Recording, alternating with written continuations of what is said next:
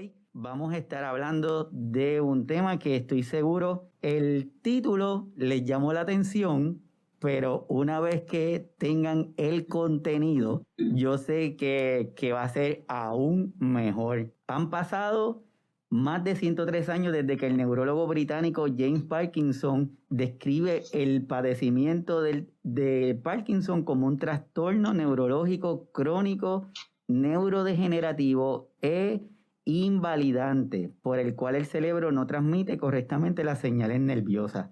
Esto provoca algunas alteraciones, tanto musculares como no musculares, y hay algunas características que se describen que cuando hablamos de personas con condiciones de Parkinson, rápido a nuestra mente llega esa imagen, ese dibujo de esa persona con esas características que más adelante vamos a estar hablando de ellas.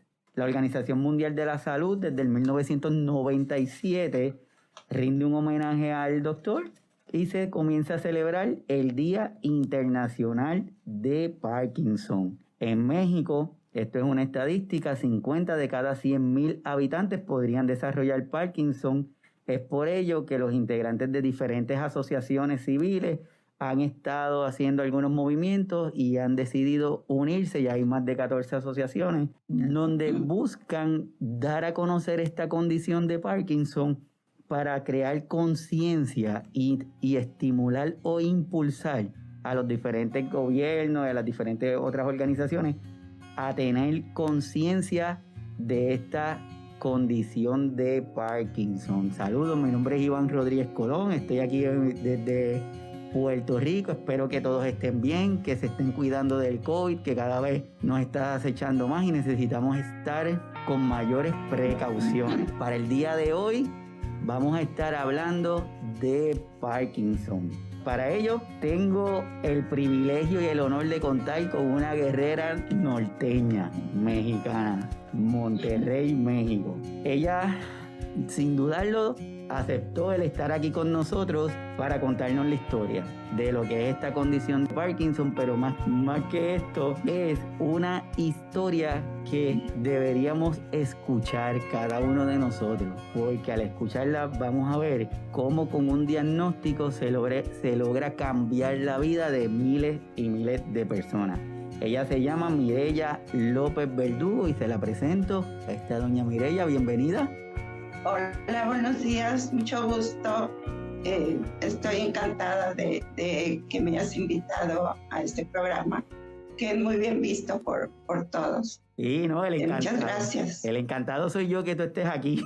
Así que de doña Mireya tenemos que estudió biología en la Universidad Autónoma de Nuevo León, México. Es la fundadora de ANEP Parkinson Monterrey AC, que más adelante ella nos va a estar contando lo que es.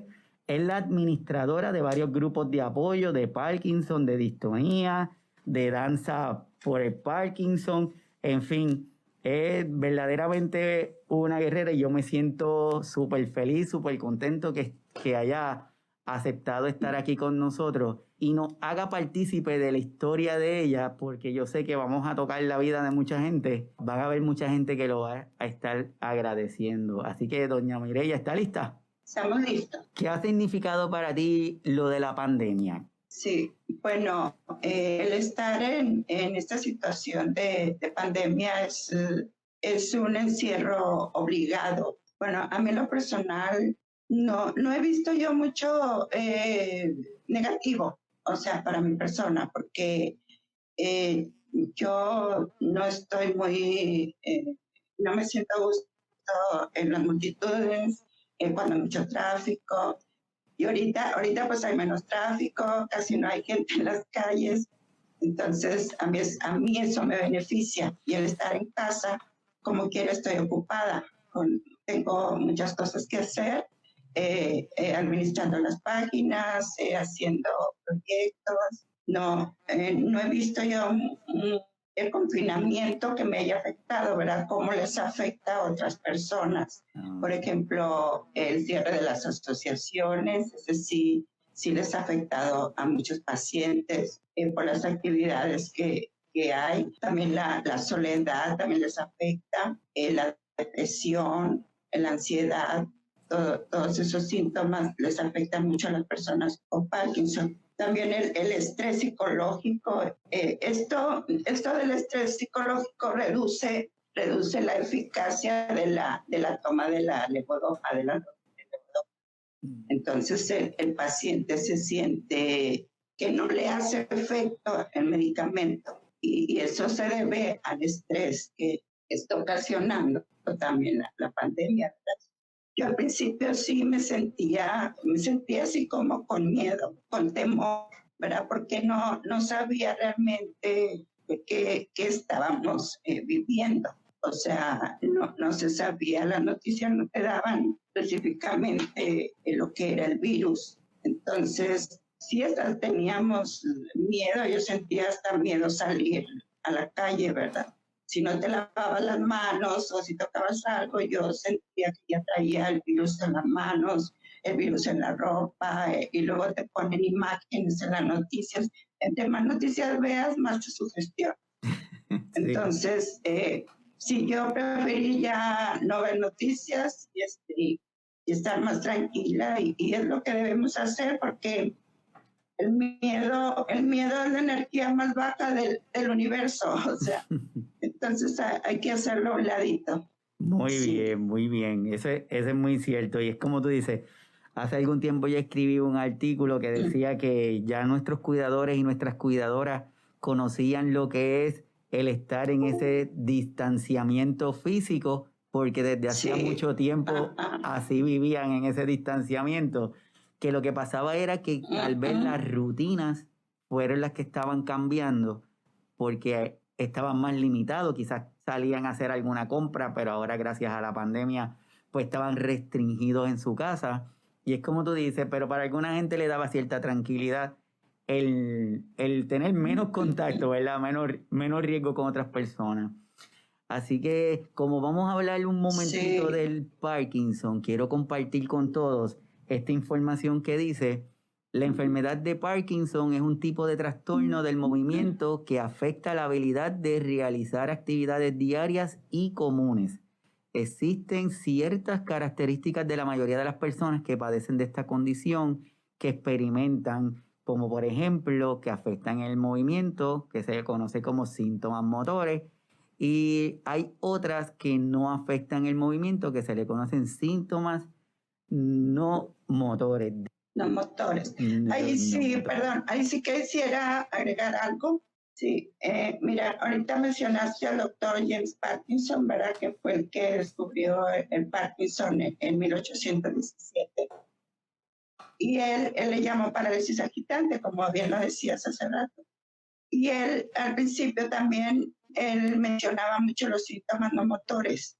Le daba mucha importancia, tanto como los síntomas motores. Pero en la actualidad no se le dio tanta importancia a los síntomas no motores, ¿verdad? Pero ahora actualmente ya los médicos, los neurólogos ya se están fijando, ¿verdad? Que hay personas con Parkinson que están más afectados por los síntomas no motores que por los motores. Entonces sí, ha habido ahí un avance, ¿verdad? De que ya se toma más en cuenta todo lo que es la depresión, la apatía, la ansiedad, todo lo que implica los síntomas motores. Quiero presentar esto para poder hacer una transición a lo que quiero que las personas escuchen de ti. Hay unos síntomas que casi todos ellos se van a la parte física, que se nos hace fácil observarlos. Y de ahí salen estos 10, que son como que la base angular de la condición. Están describiendo la forma en que se para, cómo camina, los movimientos del cuerpo, esa rigidez de los músculos, la forma de la expresión facial. Son datos que se comentan y se dicen que él como que lo fácil, ¿verdad? Lo vieron y de esa forma es que dicen esta persona puede tener Parkinson. De ahí quiero moverme y preguntarte, ¿cómo es que surge ese diagnóstico que te hicieron al momento que te dicen, doña Mireya, usted tiene la condición de Parkinson, ¿cómo fue? ¿Cómo eso tuvo algún impacto en tu vida, si es que tuvo alguno? ¿Y cómo desarrollaron esos próximos eventos? Bueno, yo ahorita tengo 59 años. A los 32 años aproximadamente, o un poquito antes, empecé yo a sentir movimientos en mi cabeza, sí, como un tic nervioso.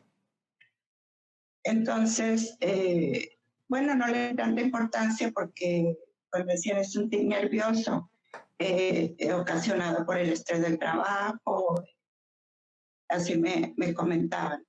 Entonces, me mandaban a terapias psicológicas, pero no podía yo detener ese movimiento. Entonces fue avanzando, después arrastraba las piernas, me sentía muy cansada, fueron aumentando síntomas, me mandaron con un psiquiatra, el psiquiatra me dijo, no tienes problemas psiquiátricos, lo que tienes son problemas neurológicos. Entonces fui con un neurólogo, el neurólogo me vio, se tiene síndrome de Corea o de Huntington. Ok. Entonces yo ahí me espanté porque, bueno, yo había visto en clases de genética algunas imágenes muy grotescas de ese síndrome. Entonces sí, a mí me dio mucho miedo y me salí ahí muy mal. Entonces me dieron los medicamentos que inducen al Parkinson.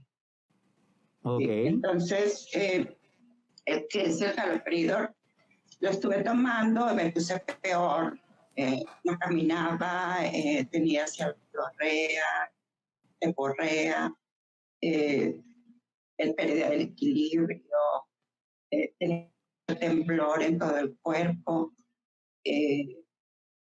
las manos engarrotadas, y luego mucho movimiento, me caía mucho, bueno, era un desastre. Después de eso, fui con otro neurólogo, cambié de clínica, un otro neurólogo, y él nada más al verme, bueno, me hicieron un TAC, un estudio, y pues no me salió nada, ¿verdad? Y luego me dice el doctor, nada más al verme, tú tienes Parkinson juvenil. Entonces, me dio tratamiento de lo que se da el Parkinson, ¿verdad? Entonces, durante un tiempo estuve con ese tratamiento, pero ya después me hacía en el estómago, ya no toleraba. Esos medicamentos son muy fuertes, no los toleraba.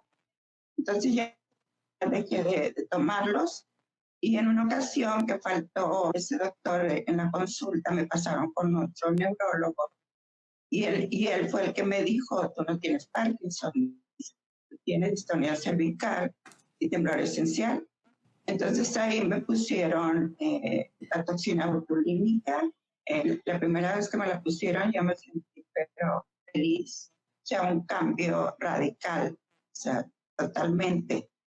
Ok, significa que al inicio, cuando usted tiene ese contacto de empiezan a tener estos cambios, le empiezan a decir algunas palabras que son unos diagnósticos por los síntomas que usted está presentando. Una vez que presenta esos síntomas, le dice a usted lo que tiene, esta es condición, que la primera, como usted dice, es un diagnóstico que es bien complicado, luego le dicen, no, usted no tiene eso, usted lo que tiene es la enfermedad de Parkinson, y como la enfermedad de Parkinson es lo que usted tiene, pues el tratamiento es esto, pero resulta ser que ese tratamiento que se da para esa condición de Parkinson no lo toleraste adecuadamente, como que sentías que no era.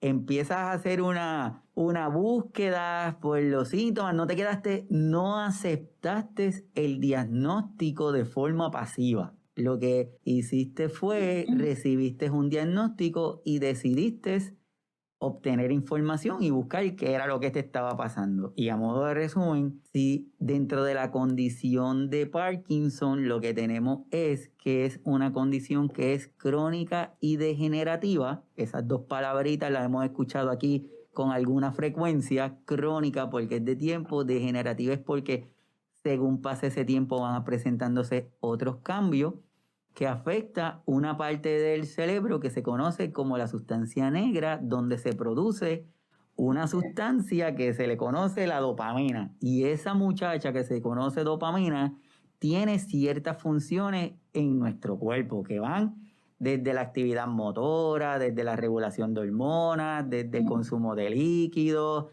desde nuestro sistema nervioso, es quien nos controla muchas áreas. Pero resulta ser que de momento el tratamiento que le están dando a doña Mireya no es el que está funcionando. ¿Qué hacemos luego de eso? Bueno, después de eso, ya con el tratamiento de la distonía, yo empecé a mejorar bastante. Entonces, cuando me dieron el diagnóstico de Parkinson juvenil, yo empecé a investigar si había grupos de apoyo o alguna asociación donde pudiera yo tener más información y conocer más personas, porque yo en realidad yo me sentía sola.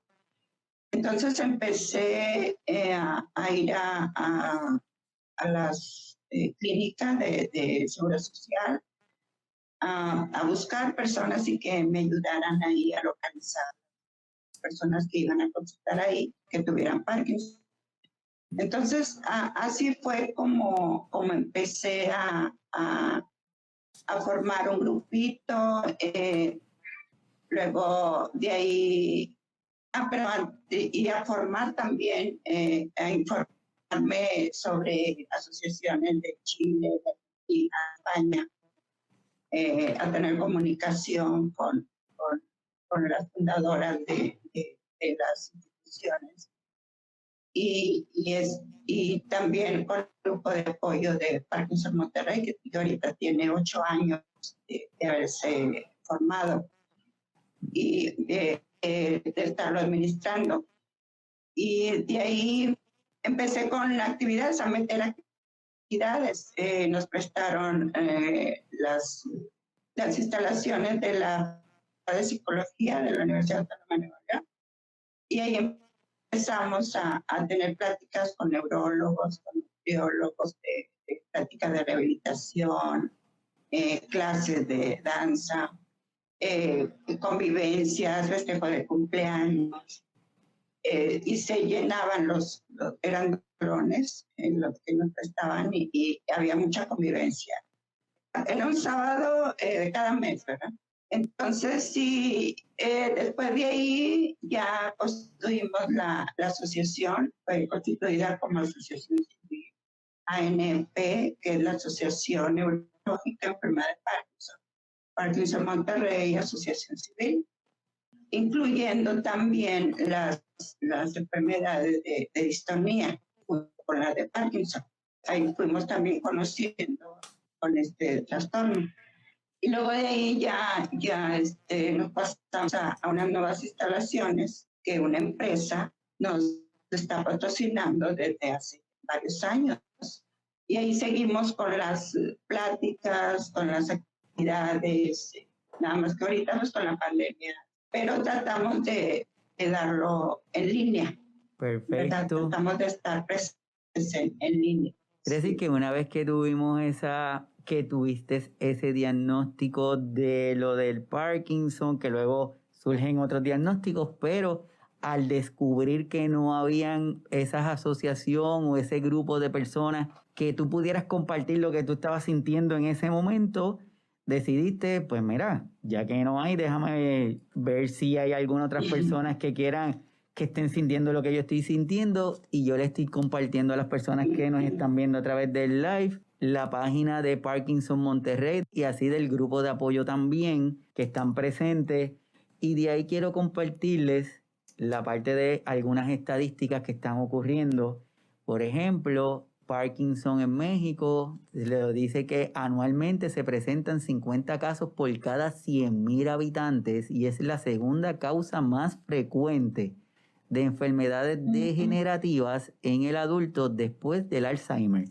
Y como hemos hablado en otros programas, el Alzheimer es una pandemia, se une con la pandemia del Parkinson y cuando hacemos números, esos números son increíblemente elevados, lo cual nos exige a que nos cuidemos, porque si no nos cuidamos, estas condiciones de salud están presentes y si no tenemos un estilo de vida saludable, pues le estamos dando como que la oportunidad. Dice que la edad promedio de inicio es de 55 años con una duración promedio de 10 a 13 años.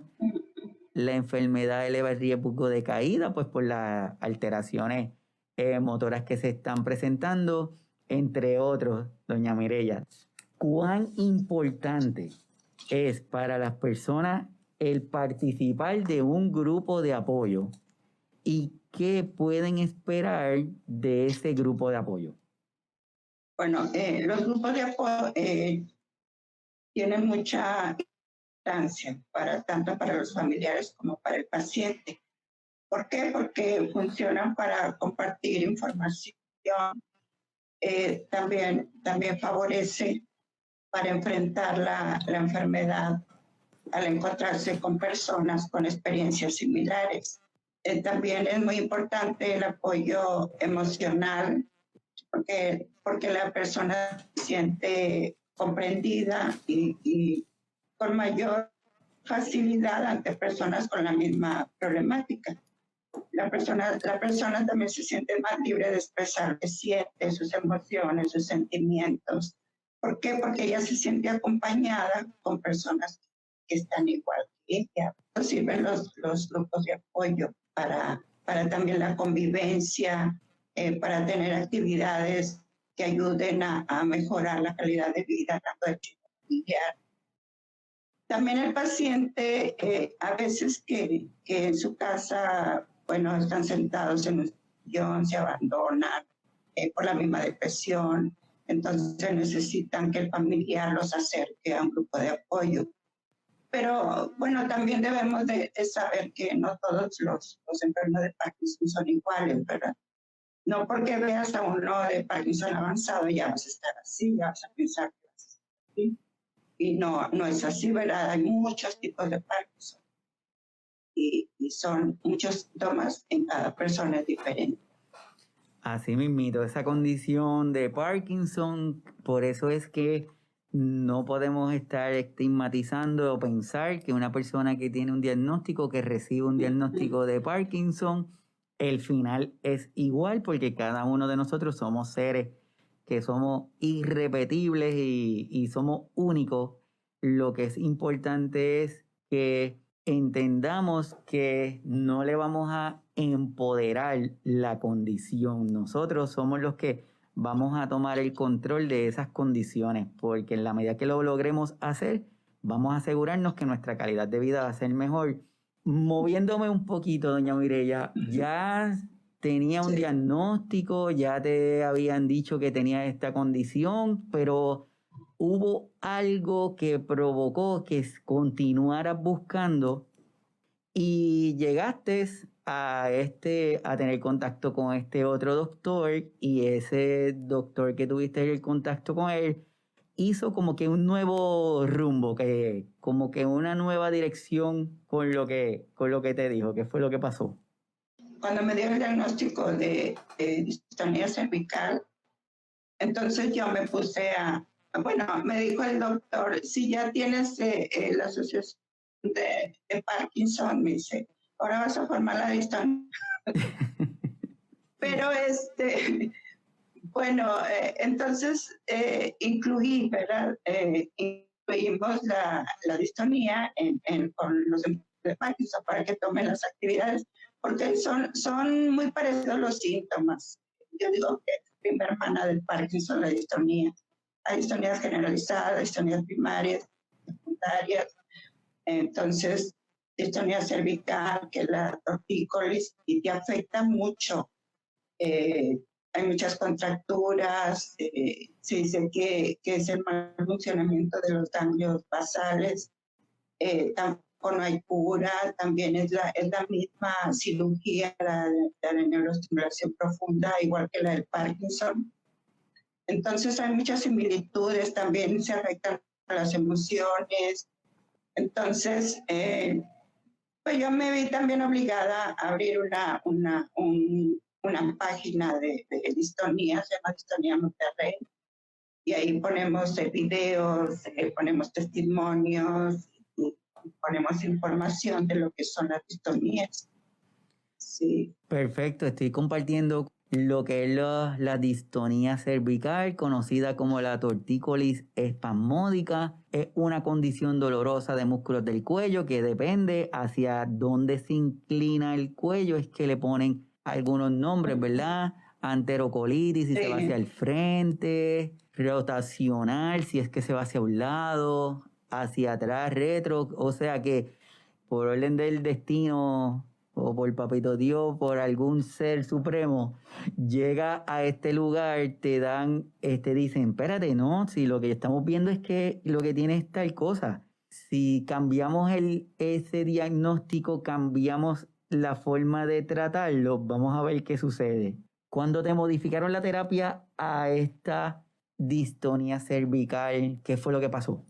Bueno, me pusieron la toxina botulínica a 3 meses y luego ya después cada 4 meses, porque me la ponían en el cuello y me ponían varias dosis en el músculo y pues relajaba el músculo y ya te sentías mucho mejor. Que la misma rigidez del músculo te causa los temblores también. Y estando muy tensa y luego con los temblores también te produce dolores de cabeza, te produce ansiedad y eso pues también te deprime, porque no puedes salir a la calle porque también como que le sucede a los de Parkinson, que hay miradas curiosas, ¿verdad? Que se te quedan viendo porque estás temblando.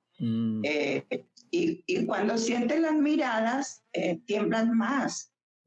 Entonces, es un problema. Pues sí, y luego ya depende de cada persona cómo lo manejes, ¿verdad? Pero si te dices que no hay información tal, o sea, hay mucha desinformación. Por eso son buenos estos programas para que las personas se den cuenta de lo que sufrimos, tanto lo de Parkinson como lo de distonía.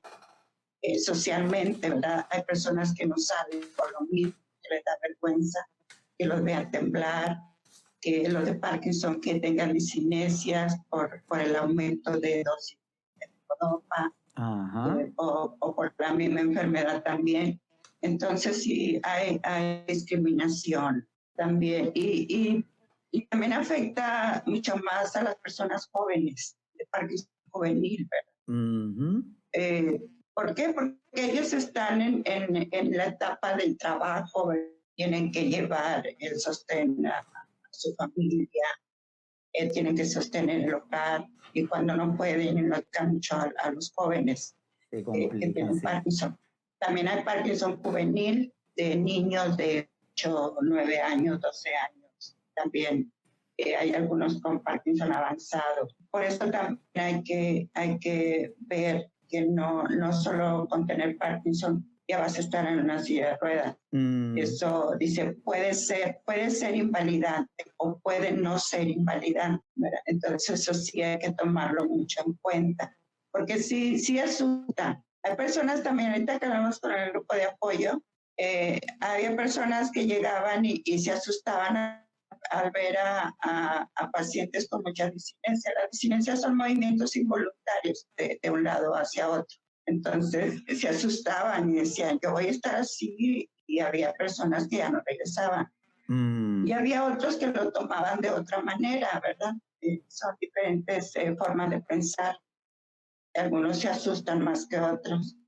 Y todo eso es desinformación. Nada más la cuestión es estar bien informado y con la información correcta. Así ¿verdad? es. sí se vale el tener ese miedo a la condición porque es algo que no estamos acostumbrados a ver, pero mientras nos vamos educando adecuadamente, podemos ir entendiendo a la persona sin mirar el diagnóstico, que es lo que inicialmente nos pasa. Estamos viendo los síntomas que provocan una condición. Luego del tiempo empezamos a mirar a la persona y yo creo que en ese punto es donde todo cambia y de verdad te lo agradezco mucho. Continuamos hablando, ya hablamos de algunos síntomas. Dentro de los tratamientos que existen, tenemos medicamentos para manejo de algunos de los síntomas de Parkinson. Existe un tratamiento que se llama estimulación cerebral profunda. ¿Nos puede hablar algo de eso, doña Mireya? Sí.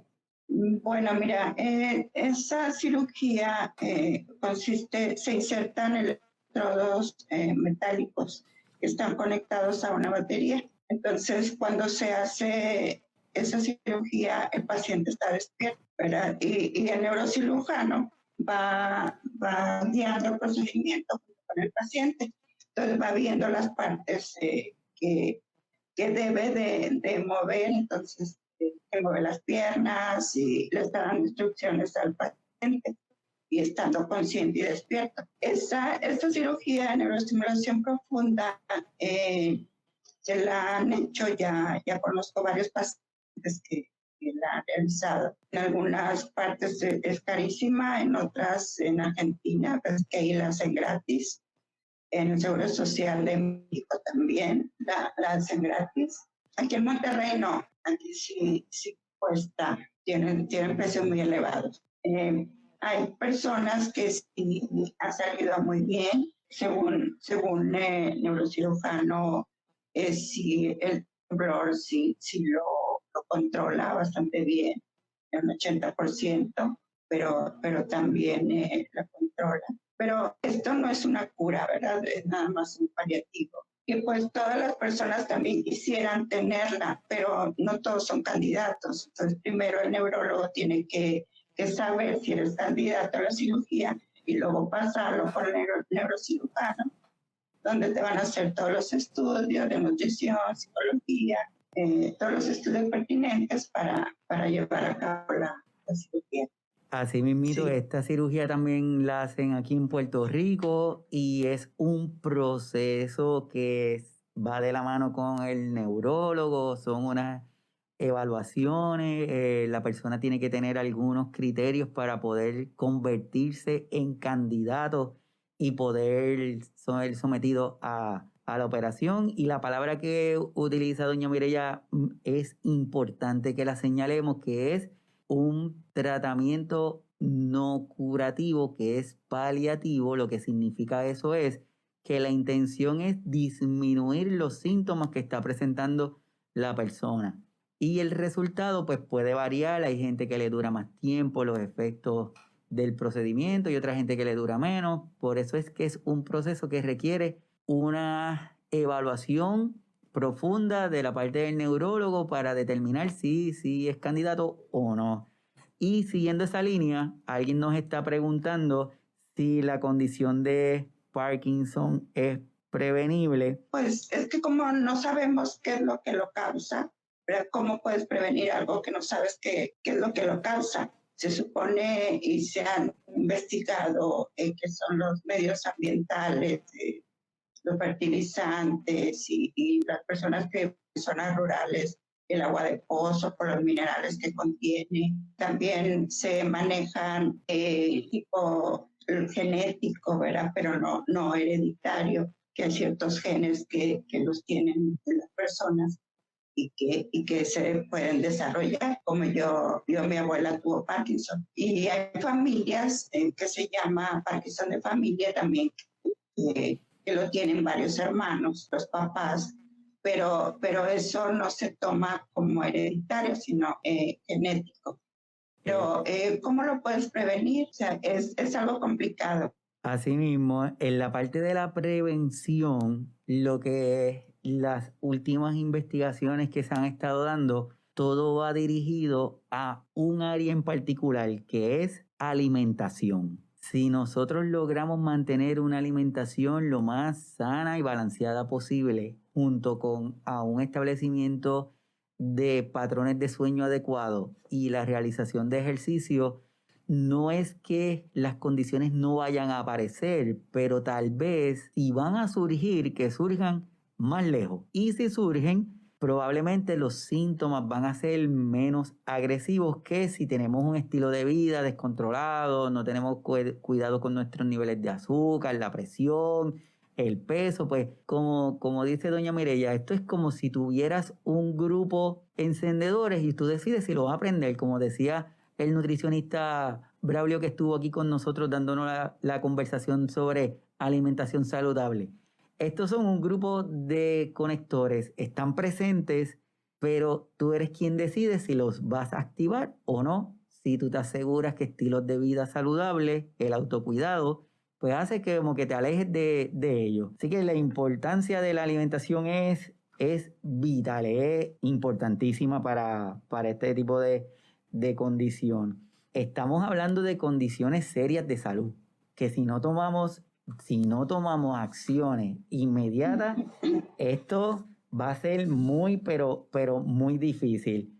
Pero en Puerto Rico, ¿qué ha pasado? Esto es un estudio, esto es una entrevista que se hace al neurólogo Ángel Villuela. Dice que en Puerto Rico padecen mal de Parkinson entre 15,000 a 25,000 personas. Y este artículo fue de abril de 2018. Tomando en consideración nuestro nivel poblacional, tenemos una gran cantidad de personas que tienen esta condición, pero se estima que son mucho más, porque la mayoría de las personas que tienen esta condición, como estaba diciendo doña Mireya ahorita, no salen de sus casas, están estigmatizados, no quieren que las demás personas lo conozcan, no quieren que sus compañeros de trabajo lo sepan. Si están teniendo algunos síntomas, lo que hace es que los ocultan y no lo comunican, no van al doctor porque tienen miedo al diagnóstico. Por eso es que se estima que esta cantidad de personas está por debajo de lo que es lo real.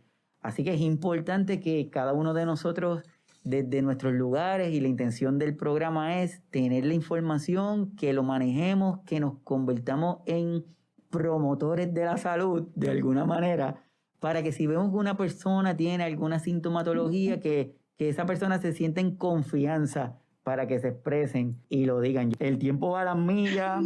A modo de un comentario final, a modo de qué le pudiéramos decir no solamente a las personas que tienen el diagnóstico de Parkinson, sino a esas personas que tienen el temor de saber que lo tienen, a los familiares, a los amigos de esas personas.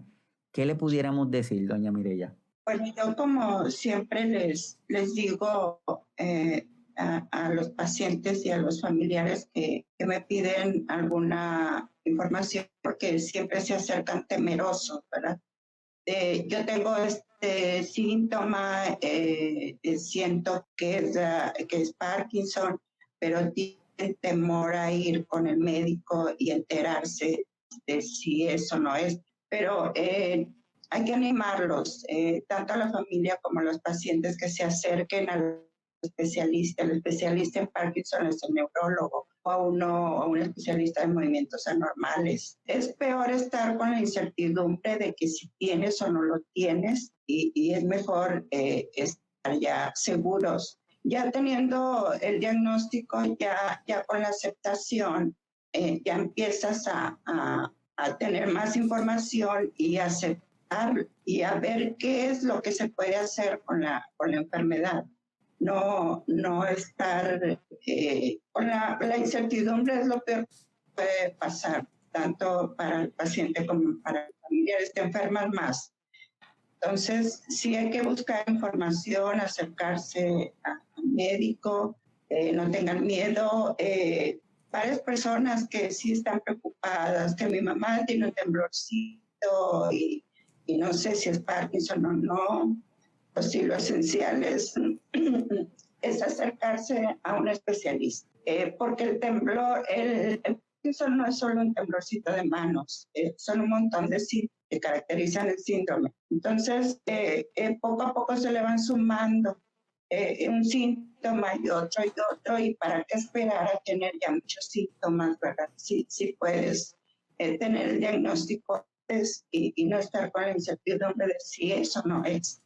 Educarse, yo creo que la parte vital es conocer la condición de forma adecuada.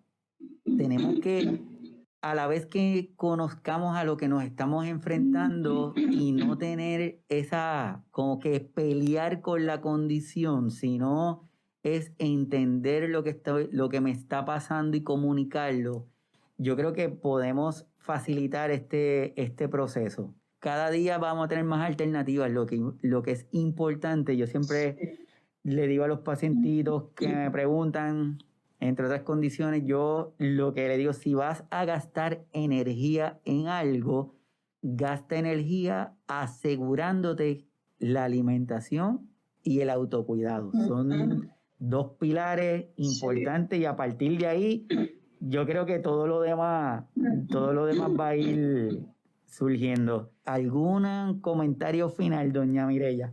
Bueno, pues nada más agradecer la invitación, muy agradecida porque para contar mi experiencia, ¿verdad? Que ojalá y les sirva a otros pacientes, que no les pase lo mismo, o sea, porque es un vía crucis el estar sufriendo síntomas y no saber lo que tienes. Que no quedarse con la duda. Si tienes un diagnóstico y tú sientes que no es ese o que el medicamento no te está haciendo efecto, tú sientes algo raro, hay que buscar otras opciones, otras opiniones de otros médicos. No se queden nada más con uno. Ese es el consejo que les doy. También, como muy bien dice sobre la alimentación, ya cuando tienen ya el diagnóstico, tienen que tomar muy en cuenta la toma de las proteínas para que no baje el efecto de la toma de la levodopa. Hay que tomar muy en cuenta eso. Por eso hay que estar bien informados. También estar en contacto con el médico, con el neurólogo. Cuando vayan a consulta, noten todas las preguntas que tengan para que, como ellos tienen poco tiempo, para que no se les pase a ustedes, que tengan todas las dudas resueltas. Y cuidarse con esta pandemia, que ojalá y pase pronto y que volvamos a la normalidad, ¿verdad? Del encierro, que vuelvan a tener actividades los que están en grupos de apoyo, que vuelvan a tener las convivencias que hacen mucha falta, el abrazo de los compañeros, el sentirse queridos por los mismos, todo eso hace mucha falta. Entonces, ahorita pues es adaptarnos a lo que es la pandemia mientras pasa, ¿verdad? Y la adaptación pues es muy importante porque ahí se ve el avance y no dejarnos impresionar por el virus, ¿verdad? Sino el temor que desaparezca. Y ojalá y que pronto salgamos de esta pandemia todos, porque todos la estamos sufriendo de una u otra manera, se sufre, ¿verdad? Así mismo. Y muchas gracias por la invitación, muchas gracias. Estoy encantada de poder compartir todo lo que platicamos y ojalá y les sirva.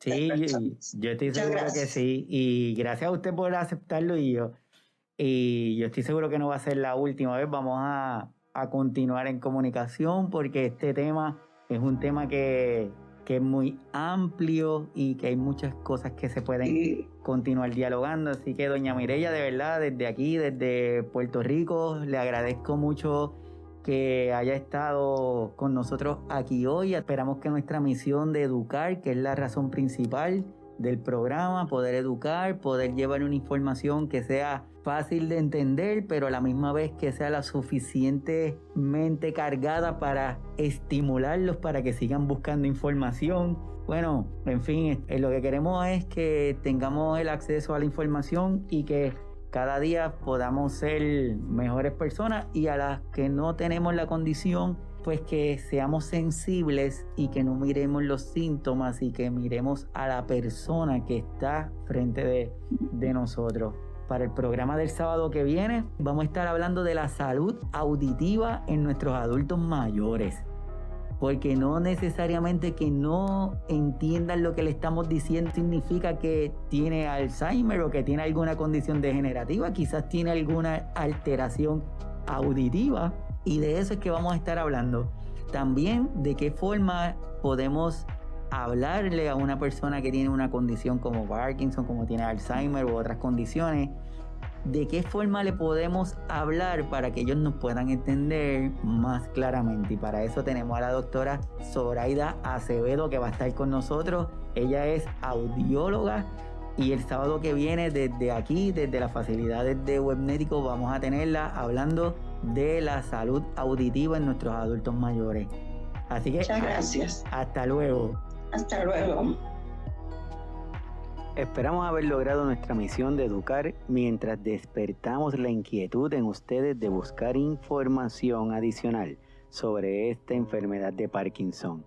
Les invitamos a que identifiquen a su grupo de apoyo más cercano, ya que les ayudarán a expresar sus miedos, frustraciones, sus alegrías y compartir su conocimiento.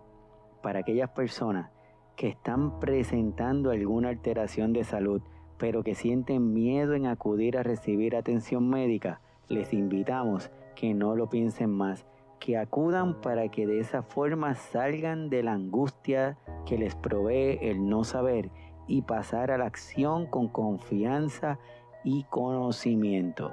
Además, les invito a que se suscriban a nuestra página de Facebook Signos Vitales Podcast y al canal de YouTube Signos Vitales Puerto Rico para que se mantengan al día con los próximos episodios. Déjenos saber cuál fue la parte que más le impactó de este episodio, así como sus comentarios y sugerencias. Mi nombre es Iván Rodríguez Colón, médico de familia, y desde Puerto Rico les agradezco que nos hayan acompañado, esperando que continúen compartiendo el contenido del programa para que cada vez sean más las voces que se unen a la de nuestros cuidadores y cuidadoras. Hasta pronto.